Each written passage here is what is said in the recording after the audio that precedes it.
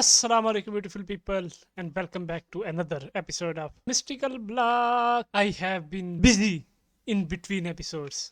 I have few quadrillions EMC. In today's episode, we are going to be going through the rapid hole of energy production and creating enough energy to blow out a small nation. But before we can do that, we have to go ahead and get ourselves some building gadgets just to help.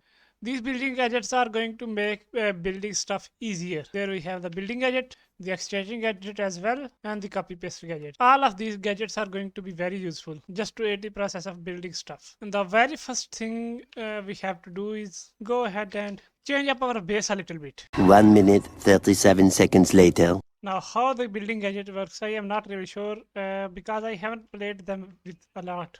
There we have it. I have selected the block I want to use, and now it is time to just start filling in the gaps. I want to fill in all these gaps in between my platforms. One winner later. I have gone ahead and just uglified my base just a little bit. And now I have to get some light sources to prevent mobs from spawning. Soon after. I have gone ahead and changed the face of my base just a little bit.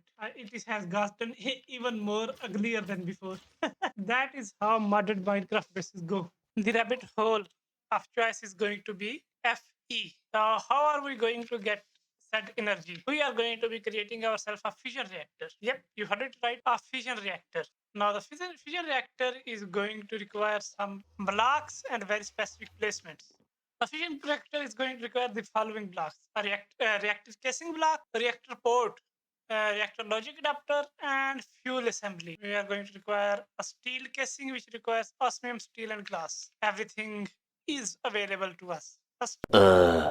And we do not have any steel at all. That requires a trip to the mining dimension, a place where I have not been in a long time. Eventually. I have found myself a more interesting way.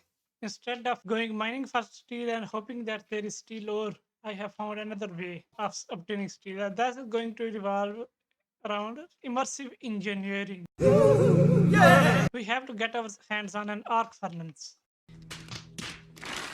I might have gone ahead and found myself the solution to getting steel. First, we have to get our hands on enriched iron. Now, this enriched iron is eventually turned into steel. This enriched iron needs to go through this process once again. This metallurgic process. It finally took forever, but I have it. I have steel. You have given me so much pain, but I finally have you. I was on the middle of creating an enrichment chamber and went on that whole steel fiasco. Just then. Enrichment chamber has been obtained. It is time to provide it the obsidian to get some refined obsidian. I got my hands on the obsidian dust. This obsidian dust is going to be used to get... What was I about to use it again? First, I have to give metallurgic infuser some diamond dust, and then this obsidian is will be given to the metallurgic infuser, and which is going to turn it into the ally I was looking for.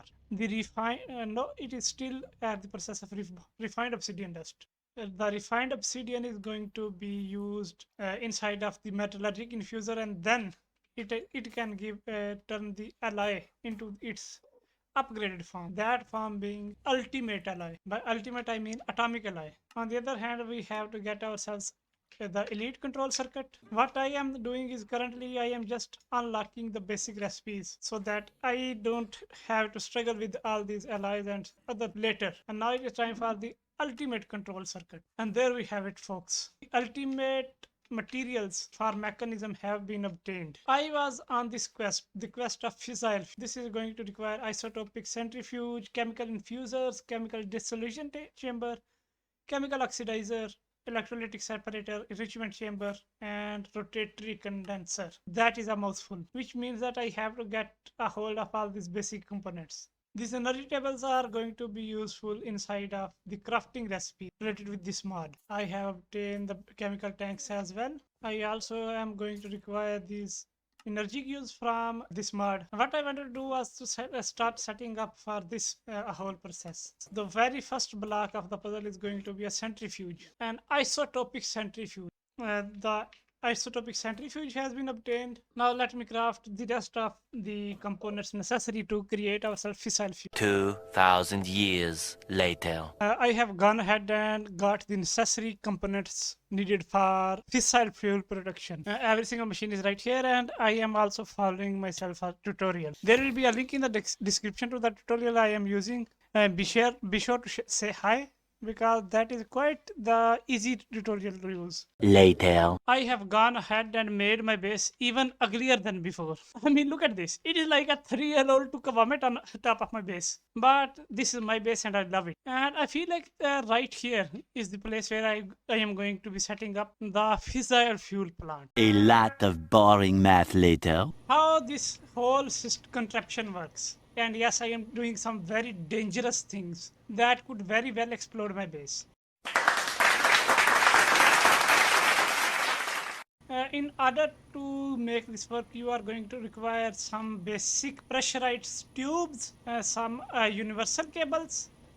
Since I have the resources, I have gotten myself ultimate universal cables. You can use any type of universal cables and a bunch of pipes. These are the basic stackable requirements, while the other requirements are going to include a lot of things. So how does this work? You are going to require yourself one electrolytic separator, a pressurized reaction chamber, chemical oxidizer. Then there are going to be 1, 2, and 3 of these chemical infusers, a rotatory condensator, a chemical dissolution chamber, a chemical oxidizer, and an enrichment chamber along with the electrolytic pump. So how to set this up? First thing is going to be a block of water with the electric pump on top. Then right next to that place the electrolytic separator, then the pressurized reaction chamber, then comes the chemical oxidizer, then comes the chemical infuser and rotatory condensator. And now the most difficult part about all this machine is their configuration. It is so painful to configure them. In order to help with that, this tool is very helpful, a mechanism configurator. Also, I had to go ahead and get myself 2 of these electrolytic separators, because I don't know how a single electrolytic separator will be managed to. First thing you do is you feed, with the help of ultimate mechanical pipe, you feed water into this electrolytic separator and go to this side configuration menu. Under gases, you have to give it 2 outputs. One output is going to be towards the back and other output is going to be towards the left, and both of these needs to be cyan, because these cyan outputs contain oxygen. What this is going to do is this is going to supply oxygen to this, and also if you have connected it to a pipe in the back, then it will also provide oxygen to this pipe and this machine as well. But I will advise you to get a separate machine for a separate electrolytic separator for this chemical infuser. Once the oxygen has been filled, you have to give this machine water as well. Oh my god, I broke it once again. Got to be goddamn kidding me. Oh my god! Even though it broke. Oh my god! Now this has managed to stop working because it has been completely filled with hydrogen. I don't know where to put all this hydrogen. The following Thursday. Alright, I have finally figured out a solution to the problem of hydrogen. So when you are able to get stuff inside of this pressurized reaction chamber, I have finally figured it out. So let's start over. This pump feeds water inside of this electrolytic separator, which separates it into hydrogen and oxygen. The oxygen is then used at 2 places. At the first place, the oxygen is used inside of this pressurized reaction chamber. On the other hand, it is used inside of this chemical infuser. We will come to this later. But first, what this pressurized reaction chamber does is that it converts these blocks of coal into sulfur dust. This also requires water. This requires water and oxygen to work. What you have to do is go to configuration, and you have to input water and oxygen to proper sides. You have to properly configure every single side. Next comes the chemical oxidizer, which is placed right next to that. The sulfur dust from there comes inside of this chemical oxidizer, which then converts sulfur dust into sulfur dioxide, which is then fed into this chemical infuser. The sulfur dioxide comes inside of this chemical infuser, and with the help of oxygen, it is turned into sulfur trioxide, which is then transferred into the chemical infuser right in the front. What you have to do is you have to give it 2 inputs. One input is going to be for oxygen in the back, and one input is going to be sulfur dioxide input. Right next to that is a rotatory condensator, condensator.